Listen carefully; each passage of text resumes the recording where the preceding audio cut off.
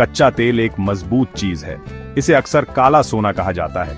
इस लिक्विड ने हमारी मॉडर्न दुनिया को कई तरह से आकार दिया है।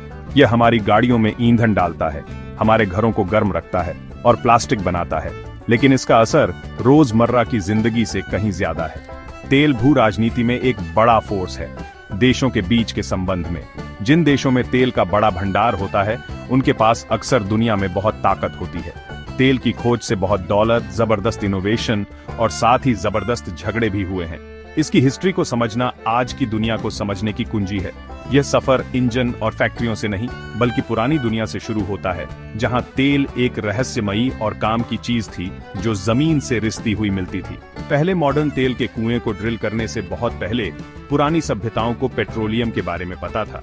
उन्हें यह कुदरती रिसने वाली जगहों पर मिलता था, जहां चिपचिपा काला लिक्विड जमीन की सतह पर बुलबुले बनाता था। मेसोपोटामिया में, जो दजला और फरात नदियों के बीच की जमीन है, लोग 5000 साल से भी ज्यादा पहले बिटुमेन, जो तेल का एक मोटा रूप है, का इस्तेमाल करते थे। वे इसका इस्तेमाल अपनी नावों को वाटरप्रूफ करने के लिए, दीवारों को बनाने के लिए मोर्टार के तौर पर और यहाँ तक कि दवाइयों में भी करते थे। बाबुल की मशहूर दीवारें इसी कुदरती डामर से जुड़ी हुई थीं। इसी तरह पुराने मिस्र के लोग मम्मी बनाने की प्रोसेस में बिटुमेन का इस्तेमाल करते थे, जिससे उनके फराव के शरीर हमेशा के लिए बचे रहते थे। ये शुरुआती इस्तेमाल दिखाते हैं कि इंसान लंबे समय से तेल के खास गुणों को पहचानते रहे हैं। तेल का ज्ञान सिर्फ मिडिल ईस्ट तक ही महदूद नहीं था। पुराने चीन में लोगों ने हजारों साल पहले तेल और कुदरती गैस की खोज की थी। वे रिसोर्सेज के लिए ड्रिलिंग करने में पायनियर थे। बांस के खंभों का इस्तेमाल करके वे नमकीन पानी या खारे पानी को खोजने के लिए जमीन में गहराई तक ड्रिल करते थे। कभी कभी वे गलती से कुदरती गैस और तेल के पॉकेट में पहुंच जाते थे। उन्होंने उस गैस को ईंधन के तौर पर चालाकी से इस्तेमाल किया, ताकि खारे पानी को भाप बनाकर नमक बनाया जा सके। यह हाइड्रोकार्बन के सबसे पुराने इंडस्ट्रियल इस्तेमाल में से एक था। पुराने फारस में, जो अब ईरान है, आग के मंदिर कुदरती गैस के वेंट के चारों ओर बनाए गए थे, जो लगातार जलते रहते थे, जिससे हमेशा जलने वाली आग पैदा होती थी, जो पारसी धर्म का अहम हिस्सा बन गई। कैस्पियन सागर के किनारों पर अब शेरोन प्रायद्वीप, जो आज के अजरबैजान में है, अपने तेल के रिसावों के लिए मशहूर था। बाकू शहर तेल का एक शुरुआती सेंटर बन गया। 13वीं सदी में मार्को पोलो जैसे यात्रियों ने इस इलाके के बारे में लिखा, जिसमें एक बड़े तेल के झरने का जिक्र किया गया था, जो खाने के लिए नहीं था, बल्कि रोशनी के लिए और ऊंटों के लिए मरहम के तौर पर इस्तेमाल होता था। लोग गड्ढों की सतह से तेल इकट्ठा करते थे और लंबी दूरियों तक व्यापार के लिए ले जाते थे।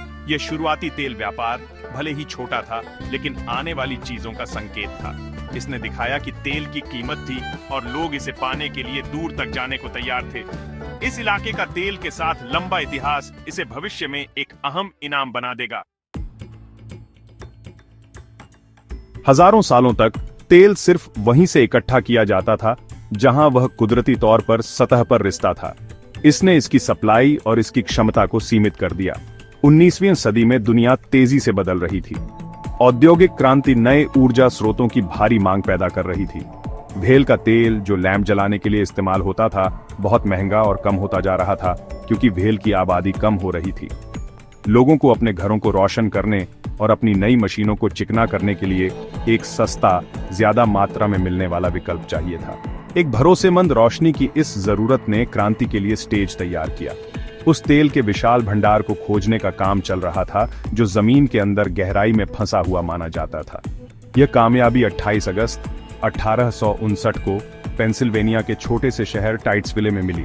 एडविन एल ड्रेक नाम के एक पूर्व रेलरोड कंडक्टर को सेनेका ओनियल कंपनी ने तेल खोजने के लिए काम पर रखा था। पुराने जमाने की तरह गड्ढे खोदने के बजाय ड्रेक ने इसे ड्रिल करने का फैसला किया, उसी तरीके का इस्तेमाल करके जो नमक के कुएं ड्रिल करने के लिए किया जाता था। कई लोकल लोगों को उनका आइडिया बेवकूफाना लगा और उन्होंने उनके प्रोजेक्ट को ड्रेक की मूर्खता कहा, लेकिन ड्रेक डटे रहे। एक स्टीम पावर्ड इंजन का इस्तेमाल करके उनकी ड्रिल धीरे धीरे जमीन में अपना रास्ता बनाती गई। 69 और आधे फीट की गहराई पर ड्रिल बिट एक दरार में गिर गई। अगले दिन तेल सतह पर आ गया। आधुनिक तेल इंडस्ट्री का जन्म हुआ। टाइट्सविले में हुई इस खोज ने एक बहुत बड़ी तेल की होड़ शुरू कर दी। हजारों लोग पश्चिमी पेंसिल्वेनिया में इकट्ठा हुए, अमीर बनने की उम्मीद में। छोटे शहर रातों रात फलने फूलने लगे और लकड़ी के डेरे जो ड्रिलिंग के लिए इस्तेमाल होने वाले ऊंचे टावर होते हैं, ने पूरे लैंडस्केप को ढंक लिया। यह नई इंडस्ट्री अविश्वसनीय तेजी से बढ़ी। तेल, जिसे पहले रॉक ऑयल कहा जाता था, को केरोसिन में रिफाइन किया गया। केरोसिन ने तुरंत दुनिया भर में लैंप के लिए प्राइमरी ईंधन के तौर पर भेल के तेल की जगह ले ली। यह सस्ता, असरदार और आसानी से उपलब्ध था। केरोसिन की रोशनी की कामयाबी ने रोजमर्रा की जिंदगी को बदल दिया, जिससे लोग सूरज ढलने के बहुत बाद तक काम कर पाते थे और प्याज पाते थे। यह नए तेल युग का पहला बड़ा असर था। पेंसिल्वेनिया की तेल की होड़ की अफरा तफरी ने जल्द ही ताकतवर कंपनियों और बिजनेसमैन को जन्म दिया। जॉन डी रॉकफेलर उन सभी में सबसे मशहूर थे। उन्होंने देखा कि इंडस्ट्री को कंट्रोल करने की कुंजी तेल की ड्रिलिंग में नहीं, बल्कि उसे रिफाइन करने और उसे एक जगह से दूसरी जगह भेजने में थी। उन्होंने 1870 में स्टैंडर्ड ऑयल कंपनी की स्थापना की। चालाक और अक्सर बेरहम बिजनेस तरकीबों के जरिए उन्होंने अपने कॉम्पिटिटर्स को खरीद लिया और पाइपलाइन और रेल रोड पर कंट्रोल हासिल कर लिया। 1880 के दशक तक स्टैंडर्ड ऑयल संयुक्त राज्य अमेरिका में लगभग 90% तेल रिफाइनिंग को कंट्रोल करता था। इस एकीकरण से इंडस्ट्री में ऑर्डर और स्टेबिलिटी आई, लेकिन इसने एक बड़ा मोनोपोली भी बनाया, जिसने दशकों तक ग्लोबल इकोनॉमिक्स और पॉलिटिक्स को आकार दिया। जैसे ही 19वीं सदी खत्म हुई, एक नया आविष्कार सामने आया, जिसने तेल को और भी ज्यादा जरूरी बना दिया। Internal combustion engine. यह इंजन, जिसका इस्तेमाल पहली ऑटोमोबाइल में किया गया था, को गैसोलीन की जरूरत थी, जो कच्चे तेल को रिफाइन करने का एक बाई प्रोडक्ट था, जिसे कभी बेकार माना जाता था। ऑटोमोबाइल के उदय से पेट्रोलियम के लिए एक बहुत बड़ा नया मार्केट बन गया। अचानक तेल सिर्फ रोशनी के लिए नहीं था, यह गति के लिए था। इस बदलाव ने तेल को दुनिया के सबसे जरूरी रिसोर्स के तौर पर मजबूत कर दिया। जिन देशों के पास तेल तक पहुंच थी, वे अपनी फैक्ट्रियों, अपनी सेनाओं और अपनी इकोनॉमी को चला सकते थे। जिनके पास नहीं था, वे पीछे छूट जाएंगे। 20वीं सदी तेल की सप्लाई पर कंट्रोल के लिए यूनियनर्स से तय हुई एक सदी बन गई। यह नई सच्चाई पहले विश्व युद्ध के दौरान साफ तौर पर सामने आई। युद्ध की शुरुआत में सेनाएं अभी भी घोड़ों और ट्रेनों पर बहुत ज्यादा निर्भर थीं, लेकिन जैसे जैसे यूनियनर्स बढ़ता गया, ट्रकों, टैंकों और हवाई जहाजों ने अपनी मिलिट्री वैल्यू साबित की। ये सभी नई मशीनें तेल पर चलती थीं। लॉर्ड कर्जन, एक ब्रिटिश राजनेता, ने मशहूर तौर पर कहा था कि मित्र देशों की जीत तेल की लहर पर तैरकर मिली थी। युद्ध के बाद ब्रिटेन, फ्रांस और संयुक्त राज्य अमेरिका जैसी बड़ी विश्व शक्तियों ने महसूस किया कि तेल तक पहुंच सुरक्षित करना राष्ट्रीय सुरक्षा का मामला था। इससे जबरदस्त राजनयिक और राजपॉलिटिक कंपटीशन हुआ, खास तौर पर मिडिल ईस्ट में मौजूद तेल के विशाल भंडार पर कंट्रोल के लिए। तेल के लिए यूनियनर्स दूसरे विश्व युद्ध से पहले और उसके दौरान एक बड़ा फैक्टर था। जापान, एक तेजी से औद्योगिकृत होता देश जिसके पास लगभग कोई घरेलू तेल नहीं था, ने रिसोर्सेज सुरक्षित करने के लिए चीन और दक्षिण पूर्व एशिया के कुछ हिस्सों पर हमला किया। संयुक्त राज्य अमेरिका, जो उस समय जापान का मुख्य तेल सप्लायर था, ने 1941 में जापान पर तेल का प्रतिबंध लगाकर जवाब दिया। कई हिस्टोरियन इस एक्ट को जापान के पर्ल हार्बर पर हमला करने के फैसले का एक अहम कारण मानते हैं, जो कुछ ही महीनों बाद हुआ था। यूरोप में जर्मनी की युद्ध मशीन को लगातार ईंधन की जरूरत थी। हिटलर के सोवियत संघ पर हमले का एक बड़ा लक्ष्य काकेशस के तेल क्षेत्रों, खास तौर पर बाकू में, पर कब्जा करना था, ताकि उसके टैंक और हवाई जहाज चलते रहे। दूसरे विश्व युद्ध के बाद मिडिल ईस्ट ग्लोबल तेल पॉलिटिक्स का सेंटर बन गया। इस इलाके में दुनिया के सबसे बड़े और सबसे आसानी से मिलने वाले तेल के भंडार थे। जैसे जैसे पश्चिमी इकोनॉमी तेजी से बढ़ी, मिडिल ईस्ट के तेल पर उनकी निर्भरता नाटकीय रूप से बाएज गई। इससे सऊदी अरब, ईरान, इराक और कुवैत जैसे देशों को बहुत ज्यादा स्ट्रेटेजिक इंपॉर्टेंस मिली। 1960 में पेट्रोलियम एक्सपोर्टिंग कंट्रीज के संगठन या ओपेक के बनने से इन देशों को तेल की कीमतों और प्रोडक्शन पर ज्यादा कंट्रोल मिला। 1973 का तेल संकट, जब ओपेक देशों ने उन देशों को सप्लाई बंद कर दी जिन्होंने योम किप्पुर युद्ध में इजराइल का समर्थन किया था, ने दुनिया को दिखाया कि तेल के फ्लो में रुकावटों से इंडस्ट्रियल देश कितने कमजोर थे। 20वीं सदी के तेल यूनियनर्सों की लेगेसी आज भी हमारी दुनिया को आकार दे रही है। फारसी खाड़ी का इलाका ग्लोबल टेंशन का एक अहम पॉइंट बना हुआ है।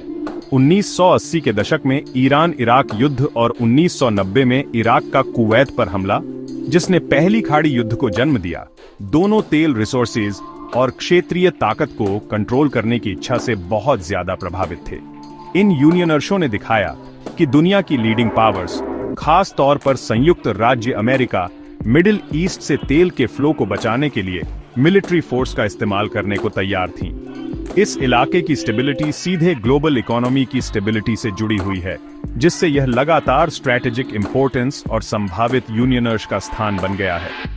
हाल के सालों में तेल से जुड़े यूनियनर्सों का भूगोल फैल गया है। नॉर्थ अफ्रीका में 2011 के लीबिया के गृह युद्ध में प्रतिद्वंद्वी गुटों ने देश के तेल टर्मिनलों और क्षेत्रों पर कंट्रोल के लिए लड़ाई लड़ी, क्योंकि तेल का रेवेन्यू उनके ऑपरेशंस को फंड करने के लिए बहुत जरूरी था।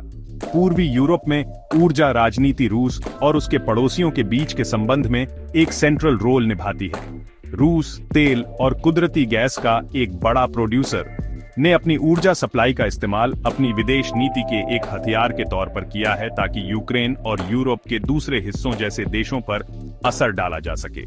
इससे एक कॉम्प्लेक्स वेब बनता है जहां ऊर्जा सुरक्षा राष्ट्रीय सुरक्षा से अलग नहीं है और पाइपलाइनें सीमाओं जितनी ही जरूरी हो सकती हैं। तेल की ग्लोबल खोज ने एक्सप्लोरेशन को और भी ज्यादा मुश्किल और पर्यावरण के लिहाज से सेंसिटिव इलाकों में धकेल दिया है, गहरे महासागरों से लेकर आर्कटिक तक। साथ ही दुनिया जलवायु परिवर्तन की जबरदस्त चुनौती का सामना कर रही है, जो ज्यादातर तेल जैसे फॉसिल फ्यूल के जलने से होता है।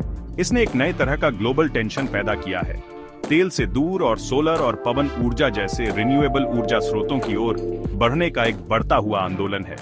यह बदलाव नए इकोनॉमिक अवसर पैदा कर रहा है, लेकिन यह ग्रीन इकोनॉमी के लिए जरूरी मिनरल्स और टेक्नोलॉजीज पर नई भू राजपॉलिटिक प्रतिद्वंद्विताएं भी पैदा कर रहा है। तेल का युग खत्म नहीं हुआ है, लेकिन यह बदल रहा है। आखिर में कच्चे तेल की कहानी मॉडर्न दुनिया की कहानी है। पुरानी सभ्यताओं में एक काम की चीज के तौर पर इसकी मामूली शुरुआत से यह इंडस्ट्रियलीकरण का इंजन और ग्लोबल ताकत के यूनियनर्सों में एक इनाम बन गया। एडविन ड्रेक की खोज ने एक रिसोर्स को अनलॉक किया जिसने रोशनी, गतिशीलता और अभूतपूर्व इकोनॉमिक ग्रोथ लाई। हालांकि यह काला सोना जबरदस्त यूनियनर्स का स्रोत भी रहा है, जिसने एक सदी से भी ज्यादा समय तक वॉरों को हवा दी है और अंतरराष्ट्रीय संबंधों को आकार दिया है। आज जब हम एक चौराहे पर खड़े हैं, भू राजपॉलिटिक अस्थिरता और एक पर्यावरणीय संकट दोनों का सामना कर रहे हैं, तेल की लेगेसी हमें अपने ऊर्जा भविष्य के बारे में सोचने पर मजबूर करती है। तेल की खोज ने अतीत को परिभाषित किया और इसे पार करने की हमारी खोज भविष्य को परिभाषित करेगी।